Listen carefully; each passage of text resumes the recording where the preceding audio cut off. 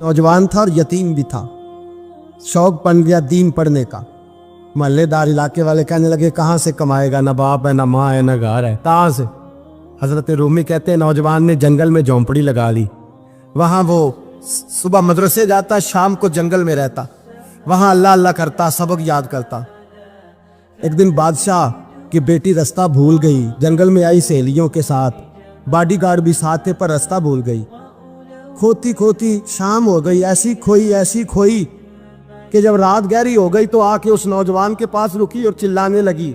शेर के दहाड़ने की आवाज आती है, भेड़िए के बोलने की आवाज आती है। नौजवान अकेला, सहेलियां बिछड़ गई, गार्ड बिछड़ गए। कहने लगी मैं परेशान हूँ, मुझे जगह मिल जाएगी। नौजवान कहता मैंने शहजादी देखी और मुझे भी पता था कि घर एक ही है और आग को अंदर से दरवाजा भी बंद करना पड़ता है, जंगल जानवर भी आ जाते हैं। कहते मेरी छोटी सी कुटिया में, झोंपड़ी में वो आई, रो के कहने लगी सहारा कोई नहीं, अगर मैं पीछे निकलूंगी तो भेड़िए खा जाएगा। कहते मैंने उसे जगह दे दी। अकेली औरत, चिराग जल रहा है, सबक याद कर रहा हूँ। मेरे नबी पाक ने फरमाया जहां मर्द औरत अकेले हो तीसरा शैतान होता है। और शहजादी, वो बच्चा कहता है सबक याद करता रहा सारी रात। वो बच्ची को कहा सो जा, पर वो कहती है नींद मुझे भी कहाँ आई। ऐसे मौक़ों पर नींद, सारी रात सबक याद करता। थोड़ी थोड़ी देर के बाद चिराग जलता तो उस पर उंगली रखता, हाथ जलता तो पीछे खींच ले, फिर दूसरी उंगली रखता, थोड़ी देर के बाद जलता तो खींच ले, हाथ सारा जल गया। सुबह किरणें चमकी तो कहने लगा चल निकल जा, दौड़ जा, बस बड़ा सब्र का इम्तिहान हो गया, चली जा। शहजादी बाहर निकली, सिपाही ढूंढ रहे थे। बादशाह खुद जंगल में निकला हुआ था, मेरी बेटी मिल गई। बादशाह तन्हाई में जाके कहने लगा बेटा मैं दुनिया को बताऊंगा कि मेरी बेटी खोई नहीं थी, सिपाही साथ ही थे। ये बड़ा मुश्किल होता है, बेटी तो भूल के भी रात कहीं रह पड़े तो लोग जीने नहीं देते, तो बेटा मुश्किल हो जाएगा मेरे लिए। कहाँ थी? उसने कहा नेक नौजवान के पास। उसने कहा बेटा मैं तो तेरी बात मानूंगा पर दुनिया नहीं मानेगी। अगर उस नौजवान ने किसी को बता दिया कि तू उसके पास थी तो फिर लोग मेरा जीना मुहाल कर देंगे। बेटा मैं मर जाऊंगा, मेरी मजबूरी ये है कि वो कहीं राज ना उगल दे वो नौजवान, उसे कत्ल करना पड़ेगा। औरत ने मिन्नतें की, उस बेटी ने कहा मेरे मौसम को मारोगे, रोई। और वो कहने लगा मैं बादशाह, वो मेरा अपना वकार है, मैं उसको छोड़ नहीं सकता। गिरफ्तार कर लाए सिपाही। वक्त तय हो गया सजा का। अकेले कारकोशरी में रखा गया, जो उसके खास एतबार वाले थे उनकी ड्यूटी लगाई। बादशाह ने बुलाया, पहले बिलम आया। औरत कहने लगी, बेटी कहने लगी एक दफा तो बुलाओ ना, एक सवाल बस पर्दे में रह के पूछना है और फिर जो आपका जी चाहे, मेरे मौसम को मारना तो है, तो मर्जी आपकी। सामने खड़ा किया, नौजवान पर्दे के पीछे, औरत खड़ी हो गई। बादशाह बीच बैठ गया। बीबी कहने लगी सारी रात बेदार मैं भी रही, सोया तू भी नहीं। वो जो तू चिराग के करीब हाथ लगा के जलाता था वो समझ नहीं आई।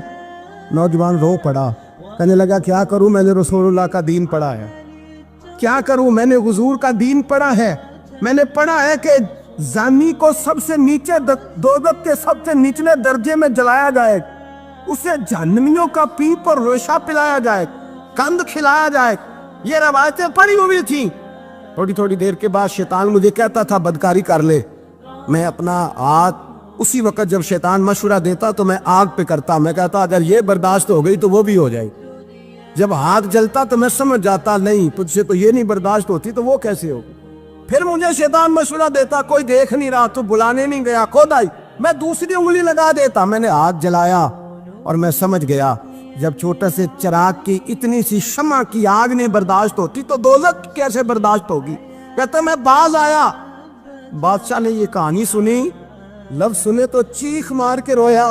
कहने लगा तालिब इल्म तू तो मेरे नबी का सच्चा गुलाम है और मेरे रसूल के जो सच्चे गुलाम होते हैं उन्हें फांसियां नहीं दी जाती, उन्हें तख्त पर बिठाया जाता है।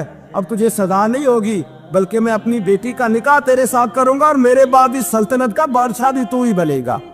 अब वो नौजवान वहां नारे लगा रहा है, कहता लोगों तुम मुझे कहते थे दीन से क्या मिलता है, दीन से तो अल्लाह तख्त व ताज भी अता फरमा देता है। अगर नौजवान शर्म व हया वाले बन के रहे अल्लाह सारी इज्जतें दे देगा।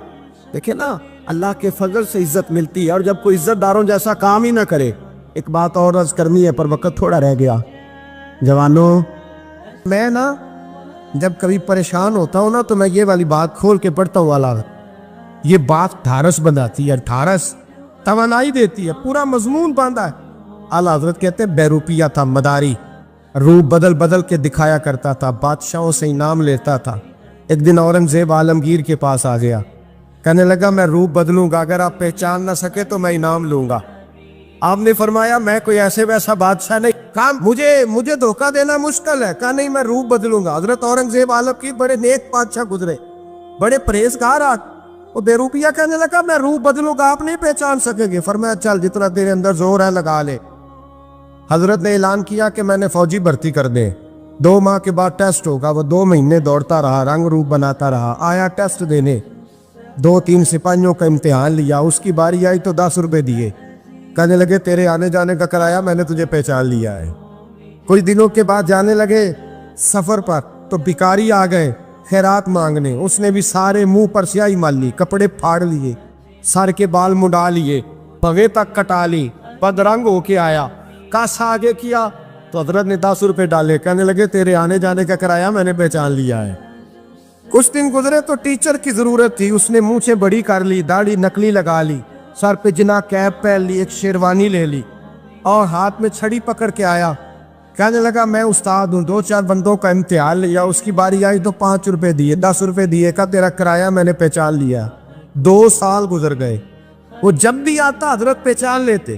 ایک دن سفر پہ جا رہے تھے, بہت بڑا لشکر تھا, جہاد کرنے جا رہے تھے اورنگزیب عالمگیر. تو دیکھا ایک پہاڑی ہے, پہاڑی پہ لوگ جا بھی رہے ہیں آ بھی رہے. اورنگزیب عالمگیر پوچھنے لگے یہاں کیا ہے؟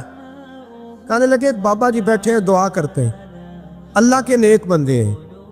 اورنگزیب کہنے لگے یار پرانے لوگ سارے ہی اللہ والوں کو مانتے, یہ بھی مصیبت آئی ہے جتنی نہیں آئی ہے, سارے لوگ ہی مانتے.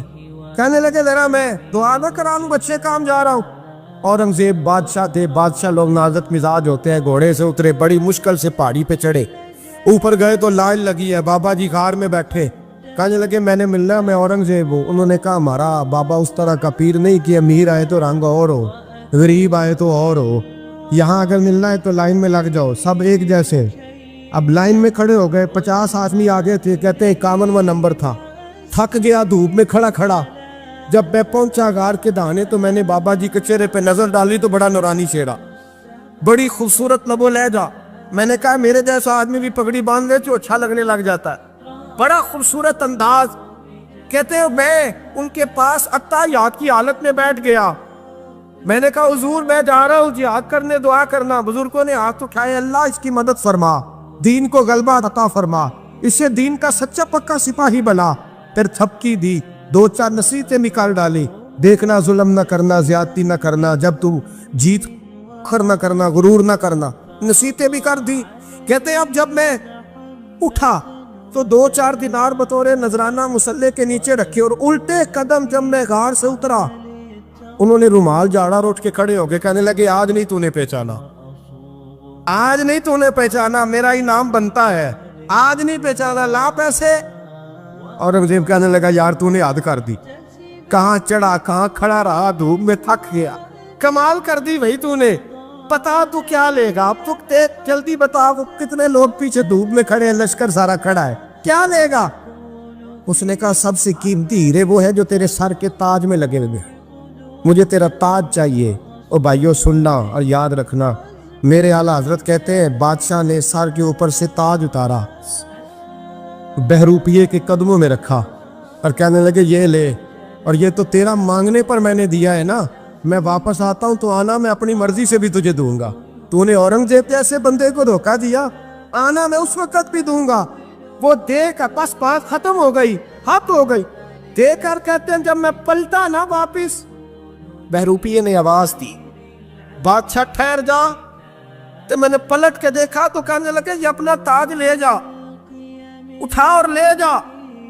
میں نے کہا 2 سال بیت گئے تجھے محنت کرتے, آج قابو آیا تو لے جاؤ. کہنے لگا لے جا, مسئلہ سمجھ میں آ گیا. میں نے کہا مجھے بھی تو سمجھانا. کہتے ہیں وہ پھوٹ پھوٹ کے رویا, اس کی آنکھیں برس پڑی, سیلاب کی طرح آنسو بہہ نکلے, تڑپا اور رو کے کہنے لگا بادشاہ میں نے جھوٹ موٹ رسول اللہ کی غلامی اختیار کی تھی, جھوٹ موٹ کی داڑھی, جھوٹ موٹ کی پگڑی, جھوٹ موٹ کا فقر, میں نے جھوٹ موٹ نبی پاک کا لباس پہنا ہے, تو تیرے جیسے بادشاہوں کے تاج میرے قدموں میں آ گئے ہیں. अगर मैं सचमुच रसूलुल्लाह का गुलाम बनूंगा तो अल्लाह क्या कुछ अता फरमाए, अल्लाह कितनी नेमतों से नवाजे। मेरे आला क्या फरमाते हैं, आला हज़रत फरमाते हैं फरिश्ते भी करते हैं ताज़ीम मेरी। कौन जी? अल्लाह। ऐसा अकीदा भी कम मिलेगा जो बरेली के इमाम का अकीदा है, ऐसा भी कम। कहते हैं फरिश्ते भी करते हैं ताज़ीम मेरी। क्यों? फरमाने लगे फिदा हो के उन पर ये इज्जत मिली। बगदाद के एक दरवेश आलिम थे, तो वो जब भी नमाज पढ़ाते ना तो किसी ताजर की 2 बीवियों के बारे में दुआ मांगते। तो जो है मेरी बात पर, नमाज पढ़ाते तो कहते अल्लाह उस ताजर की 2 बीवियों को अपनी खास रहमतें अता फरमा। एक दिन लोग उनके गिर्द इकट्ठे हो गए, कहने लगे बाबा जी बताएं तो सही वो बीवियां कौन थी जिनके लिए आप दुआ मांगते। तो फरमाने लगे मेरे शहर का एक ताजर था, बहुत बड़ा ताजर था, मालदार था पर बे औलाद था। उसे बगदाद से मुल्क के शाम जाना पड़ता था तिजारत करने, और कई कई महीने उसे शाम के मुल्क में रहना पड़ता था। उसने इस तरह किया कि वहां भी एक शादी कर ली। तो जो है ना मेरी बात पर, क्या कर लिया उसने? दूसरी शादी करना मर्द के लिए जायज़ है, तीसरी करना भी, चौथी करना भी भैया के वक्त, मगर अगर इंसाफ कर सके तो। अगर चारों में हम ना आधा मसला सुनते हैं और आधा ही बयान करते हैं, अगर इंसाफ ना कर सके फिर उसके लिए 4 जायज़, फिर वो एक ही रखेगा। तो अजीज दोस्त, दूसरा निकाह कर लिया, शादी हो गई। अब वो वहां कुछ ज्यादा वक्त गुजारने लगा, मालदार आदमी था, बीवी को मकान भी लेके दे दिया। अब वो देर से आता वापिस, और जब आता भी तो उसके वो वाले अंदाज ना होते जो पहले हुआ करते थे। अब बीवी से बड़ा जासूस भी कोई नहीं होता, उसको तो पहले पता चल जाता है कि माजरा क्या है, उसे बड़ी खबर होती है। तो उसने महसूस कर लिया कि बदले बदले से मेरी सरकार नजर आते। वो कहने लगी अब के जब आता जाता है तो इसके हालात कुछ बदले बदले से हैं, माहौल कुछ और है। उसने एक बूढ़ा आदमी जो उसका अजीज भी था और समझदार भी था उसको तैयार किया। कहने लगी अब के जब मुल्क के शाम जाए ना तो इसका पीछा करना और खबर करना कि कहाँ रहता है, कहाँ जाता है, क्या करता है। वो बूढ़े बुजुर्ग जो थे वो खातून के कहने पर कुछ उसने किराया भी दिया। वो उस ताजर के पीछे गए और वापस आके खबर दी। कहने लगे कि ये तो 2-3 साल बीत गए, इसने वहां भी शादी की हुई है, तुझे बताया ही नहीं। बीवी बड़ी समझदार थी, हौसला मंद, जीरत, उसने शोर नहीं मचाया। उसने कहा कि मैं ना अब जब आएगा ना तो तरीके से बात करूंगी और पूछूंगी कि ऐसा क्यों किया। और ये भी उसने आके बताया कि अगर तेरे साथ निकाह के बाद उसे औलाद नहीं मिली तो औलाद वहां भी कोई नहीं, कि मुकम्मल तफसीलात। अब जब इस दफा खामंद आया तो आते ही वो बीमार हो गया, कमजोर होने लगा। अब खातून ने मुनासिब नहीं समझा कि आते ही धड़ाम से मैं उसके सर पर ये ठोड़ दूं कि तूने निकाह किया हुआ है और मुझे बताया नहीं। वो जरा तसल्ली में रही, कुछ वो बीमार था, हौसला रखा, खिदमत करती रही। कुछ दिन गुजरे तो वो ताजर इंतकाल कर गया, फौत हो गया। अब राज खोल न सका, इद्दत गुजारी, और जब सारा माल जमा किया ना तो अशरफियों की बोरियां भर गई। सारा माल उस बीबी का, 4 बोरियों में अशरफियां, 4। यहां तो पेट का दोज़ख है, माज अल्लाह भरता ही नहीं।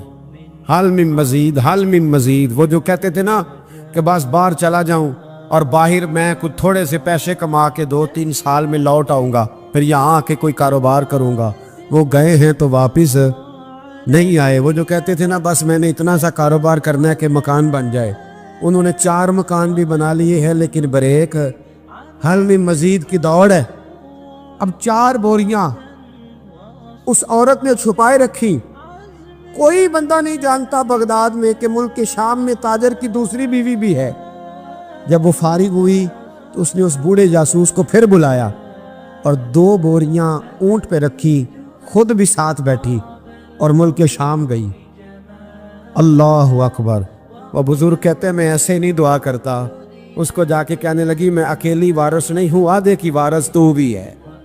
मैं अकेली वारिस नहीं, ये तक़सीम विरासत है, आधी की वारिस तू भी है। तो रख अपने पैसे, मुझे पता है उसने निकाह किया था पर मुझे बताया नहीं था, तो रख अपने पैसे, मैं तुझे दे रही हूँ, आधे तेरे हैं आधे मेरे हैं। उसने नजर उठाई तो रो पड़ी, कहने लगी नहीं अब ये सारे तेरे ही हैं। اگر تو اللہ سے ڈرتی ہے تو میں بھی رب سے ڈرتی ہوں، اگر تو مصطفیٰ کریم کا کلمہ پڑھتی ہے تو میں بھی اسی نبی کی ماننے والی ہوں۔ کہا بات کیا ہے، میرا کیوں ہے سارا؟ تو وہ خاتون کہنے لگی وہ 2 سال 3 سال سے میرے ساتھ نکاح تھا اور اس نے بتایا تھا مجھے کہ میری بیوی بھی ہے، اور میں غریب تھی تو میرے والدین کو بھی بتایا تھا کہ میری دوسری شادی ہے۔ یہ مکان اس نے مجھے لے کے دیا تھا، میرے تمام اخراجات وہ پورے کرتا تھا، نان و نفقہ کا خیال رکھتا تھا، لیکن اب کہ جب وہ آیا تو وہ بیمار تھا۔ اس نے مجھے بتایا کہ مجھے طبیب نے بتایا ہے کہ میں شدید بیمار ہوں، شاید بچ نہ سکوں۔ تو کہنے لگی وہ مجھے کئی لاکھ روپے بھی دے گیا اور جاتے دفعہ مجھے طلاق بھی دے گیا، فارغ کر گیا۔ کہنے لگا تو جہاں چاہے میرے بعد نکاح کر سکتی ہے، اور کہنے لگا میں چاہتا تھا پہلی بیوی کو بتا دوں، موقع نہیں بنا اور اس کا دل نہ ٹوٹے، بتا نہیں پایا، لہذا وہ مجھے ڈھیر سارے پیسے دے چکا ہے، سارا میرا حصہ مجھے پہلے سے دے چکا ہے۔ میری بہن اب یہ 4 بوریوں میں سے 2 میری نہیں بلکہ 4 کی 4 ہی تیری ہے، تو ہی اس کی حقدار ہے۔ تو بزرگ کہتے ہیں مجھے بتاؤ جن کے اندر اس قسم کے تقوی کی جھلک ہو ان کے لیے ہر نماز کے بعد دعا مانگنی چاہیے کہ نہیں مانگنی چاہیے؟ حضرت عمر کے زمانے میں نا ایک نوجوان تھا، نیک تھا، مسجد جایا کرتا تھا رات کو۔ تو مسجد جا رہا تھا تو رستے میں ایک عورت نے دعوت گناہ دی، ابن عساکر نے اس کو لکھا ہے۔ تو نوجوان تھا، خواہشات تھی، کچھ طبیعت مائل ہو گئی، ابھی ادھر جا ہی رہا تھا کہ کسی نے آیت پڑھ دی والی من خاف مقام ربی جنتان، جو رب کے سامنے کھڑے ہونے سے ڈرے گا اللہ 2 جنتیں دے گا۔ واقعی ڈر گیا، وہ واقعی ڈر گیا، اتنا ڈرا کہ بے ہوش ہو کے گر پڑا۔ بیماری سے لوگ بے ہوش ہوتے ہیں، پیسے ڈوب گئے بے ہوش ہوتے ہیں، بچے کے غم میں بے ہوش ہوتے ہیں۔ سچ بتاؤ کبھی خوف خدا سے بھی بے ہوش ہوتا کوئی دیکھا ہے؟ ہمارے ہاں تو روز مرہ ہی نہیں ہے بھائی، اور بڑی باتیں ہیں بے ہوش ہونے کی، ڈرنے کی، غش کھانے کی۔ بے ہوش ہو کے گر پڑا، بوڑھے باپ کو کسی نے بتایا بچہ بے ہوش پڑا ہے، اٹھا کے گھر لائے، گھر لا کے کہا بیٹا کیا ہوا؟ نوجوان ہے، چڑھتی جوانی ہے پر پاکیزہ بڑی ہے۔ کہنے لگا ابا جی گناہ کی طرف چلا گیا تھا پر میں نے آیت سن لی جو اللہ کے سامنے کھڑے ہونے سے ڈرے گا رب 2 جنتیں دے گا، میں ڈر گیا تھا، رب واقعی 2 جنتیں دے گا۔ باپ رو پڑے، ابا جی کی آنکھوں میں آنسو آئے اور کہا پتر اللہ بڑا مہربان ہے، اس کے وعدے سچے ہیں، واقعی 2 جنتیں دے گا۔ اس نے پھر ایک چیخ ماری اور اس طرح کی ماری کہ اس کی روح ہی پرواز کر گئی، روح پرواز کر۔